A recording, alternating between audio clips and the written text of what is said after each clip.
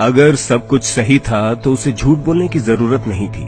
उसने हर कदम पर झूठ बोला, यहाँ तक कि जन्म स्थान से लेकर उसके असली नाम तक। हाँ, ये सोनिया गांधी के बारे में है। बता दें कि सोनिया गांधी की शादी पूर्व पीएम राजीव गांधी से हुई थी। उनका कहना था कि वे दोनों एक ही यूनिवर्सिटी में पढ़ते थे, लेकिन वहां सोनिया नाम की कोई स्टूडेंट्स थी ही नहीं। यहाँ तक कि उनके असली नाम की भी कोई स्टूडेंट नहीं थी। एक retire Indian police service officer Malay Krishnadhar के द्वारा लिखित किताब ओपन सीक्रेट में खुलासा हुआ है। बता दें कि मलय कृष्णधर ने 29 वर्षों तक इंटेलिजेंस ब्यूरो में सेवा दी है। उन्होंने इस किताब में लिखा कि इंदिरा सरकार के कैबिनेट मंत्री और 2 दर्जन सांसद केजीबी रूस की जासूसी एजेंसी के लिए काम करते थे। केजीबी ने इसके लिए मोटी रकम देता था। मलय कृष्णधर ने उनकी किताब में कुछ जाने माने तथ्य और पब्लिक सीक्रेटों को प्रकाशित किया है। इस किताब में उन्होंने सोनिया गांधी पर आरोप लगाते हुए कहा है कि सोनिया गांधी एक केजीबी द्वारा भेजी गई जासूस है। वर्ष 1985 में रूसी जासूसी एजेंसी केजीबी द्वारा 2 बिलियन यूएस डॉलर यानी कि 94 करोड़ रुपए राहुल गांधी के स्विस बैंक खाते में जमा किए गए थे, जो कि सोनिया गांधी द्वारा मैनेज किया जाता था। स्विस न्यूज मैगजीन में भी यह दर्शाया गया था कि केजीबी ने सोनिया गांधी, जो कि भारतीय राजनेता से विवाहित है, उसे इतनी मोटी रकम क्यों दी गई। अगर सोनिया गांधी भारत की प्रधानमंत्री बन गई होती तो हमारी राष्ट्रीय सुरक्षा, सेना, वैज्ञानिकता और टेक्नोलॉजी विकास सहित हमारी व्यापारिक गतिविधियां रूस, रोम और अन्य मुस्लिम राष्ट्रों के लिए एक तरह से खुली किताब के समान हो जाती। इटालियन माफिया भारतीय इंडस्ट्रीज और व्यापार पर अपना दबदबा कायम कर लेता, जिसका परिणाम बहुत ही खतरनाक होता।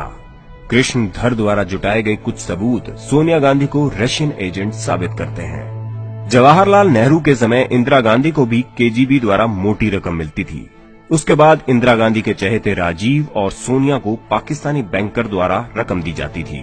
तत्कालीन प्रधानमंत्री लाल बहादुर शास्त्री की रहस्यमयी मृत्यु रूस पर उंगली उठाती है। 1965 में भारत पाकिस्तान युद्ध के बाद शास्त्री जी ने पाकिस्तान के राष्ट्रपति अयूब खान से ताशकंद में मुलाकात की और नो वॉर समझौते पर हस्ताक्षर किए, जिसमें लिखा था कि अब कोई युद्ध नहीं होगा। लेकिन चौंकाने वाली बात यह है कि उनकी अगले ही दिन रहस्यमयी मृत्यु हो गई और इससे जुड़े सारे सबूत मिटा दिए गए। संजय गांधी की मृत्यु से जुड़े सबूत भी सोनिया गांधी को संदेह के घेरे में खड़ा करते हैं। संजय गांधी को केजीबी के कहने पर मारा गया था ताकि राजीव गांधी भारत के अगले प्रधानमंत्री हों। राजीव गांधी की मृत्यु श्रीलंका के आतंकी समूह लिट्टे, जिसे ईसाई समूह द्वारा वित्तीय सहायता मिलती है, द्वारा हुई थी। बता दें कि राजीव गांधी को 21 मई 1991 को तमिलनाडु में 24 वर्षीय धनु नामक रोमन कैथोलिक महिला, जिसका असली नाम क्लेबथी था, के द्वारा आत्मघाती बम द्वारा उड़ा दिया गया था। राजीव गांधी को मार दिया गया तो बाहरी जासूसी एजेंसियों ने सोनिया गांधी को बढ़ावा देने के लिए पर्दे के पीछे से काम किया। सोनिया की लीडरशिप के लिए संभावित खतरों को एक एक करके शानदार तरीके से दुर्घटनाओं को प्राकृतिक रूप देकर हटा दिया गया, जो कि केजीबी की विशेषता है। कैथोलिक्स रविवार को विशेष मानते हैं और सोनिया गांधी के सभी खतरों को रविवार को ही खत्म कर दिया गया। राजेश पायलट की रोड एक्सीडेंट में रविवार को मौत हो गई। जितेंद्र प्रसाद रविवार को ब्रेन हेमरेज से मारे गए। माधव रविवार के ही दिन प्लेन क्रैश में मारे गए। कमलनाथ, जो कि कांग्रेस के बड़े नेता थे, वो भी प्लेन क्रैश में बाल बाल बचे थे।